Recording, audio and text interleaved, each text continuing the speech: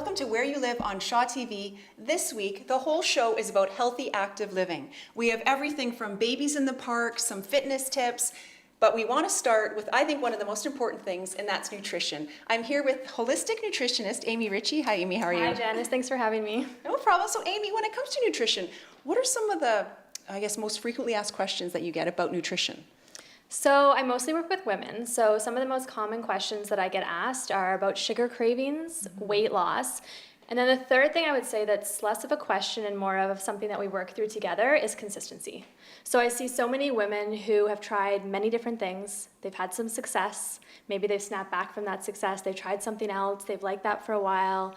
Maybe something come up in their life that threw them off of track and it's really hard to get going again. And there just isn't this consistency day to day, week to week, month to month, year to year, and they are not reaching their health goals. So that's one of the areas that I really focus on working with women, is being able to find something that they can maintain so they can really reach their health goals.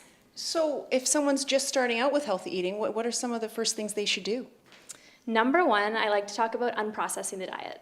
So essentially we're looking at, is most of your food coming from highly refined sources or is most of it from wholesome, nutritious ingredients? It makes a really big difference when we just start transitioning away from more heavily processed, boxed, long ingredients list into real foods. The easy stuff. The easy stuff. And there's a time and a place. I'm not someone that's like an extremist where it's all or nothing all the time. I like to leave room for, real life, and there's no shame around having these things once in a while. But in general, if you're trying to get started, starting with unprocessing the diet is a really good place to start, and focusing on quality over quantity. So yes, to a point, the numbers matter, if you're tracking calories, things like that. But if you start by tracking calories and really restricting, but all of the foods that you are eating don't contain any nutrition, you're not going to feel good, you're not going to be able to do it for very long, you're going to be hungry. So I like to focus on quality first, and then we can get in, if needed, which often it's not, into looking at portions and servings and amounts and things like that. What are some of the other mistakes people make? I would say trying to out-exercise their diet. Okay, I've done that too. And these are really common things that I see, right? Trying to, go to the gym. Maybe someone's putting in 6 days a week, 1 hour at the gym, and they're just not seeing the results that they want to see. And trainers will say it as well. They have someone and they're working their butt off, they're sweating, they're putting in the time, but they're not getting those goals. So no matter what you're doing in the gym, for most people, you're not going to be able to out-exercise what you're eating. Yeah. So diet has to be part of it. And I use the word diet just to refer to the foods that you're eating, not like a strict dogma specific way of eating. But the foods that you eat matter more when it comes to weight than exercise. So something we hear a lot about is macronutrients, micronutrients. Can you just quickly explain that a little bit? Yeah. So the word macro means big. So macronutrients are energy or calorie. Energy and calories are interchangeable. They're energy or calorie providing nutrients. So this is fat, protein, carbohydrates. And these are usually what we hear people talking about when they're following a specific diet, is the macronutrients. Micronutrients are just as important, and I feel like this is where I tend to differ from how some other people look at nutrition, where I'm not just looking at calories and macros, we're looking at micronutrition. So that is vitamins and minerals. That's things like vitamin C, iron, vitamin B, magnesium. These are all things that are equally important to run all the functions in your body and keep you feeling well.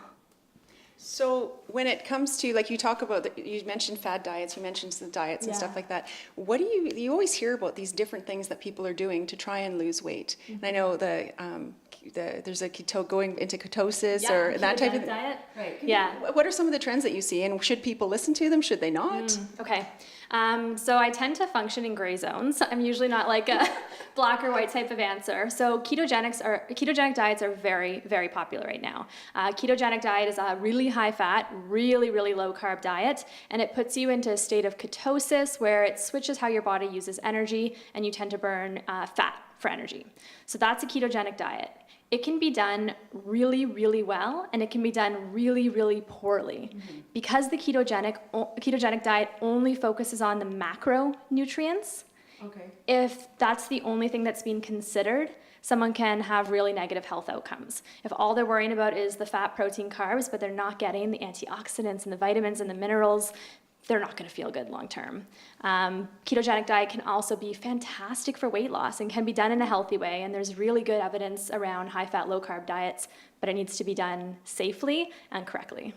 You know, if you could give someone who's just starting out and thinking, okay, I'm going to start, I want to get into healthy, active living, I want to change my diet, what are the first 3 things that they can do?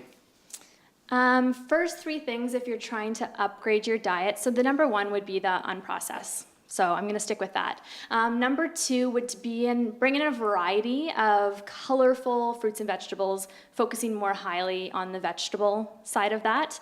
And number 3, I would say just get in the kitchen. Get in the kitchen, try some new recipes using wholesome, real ingredients.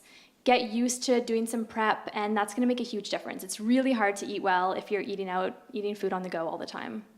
Okay, that makes a lot of sense. Now, we're going to wrap this part of the interview up because we're going to come back with Amy a little later on in the show and talking about getting in the kitchen. We're going to make a smoothie with her, so keep watching. There's lots more coming up on Where You Live on Shaw TV.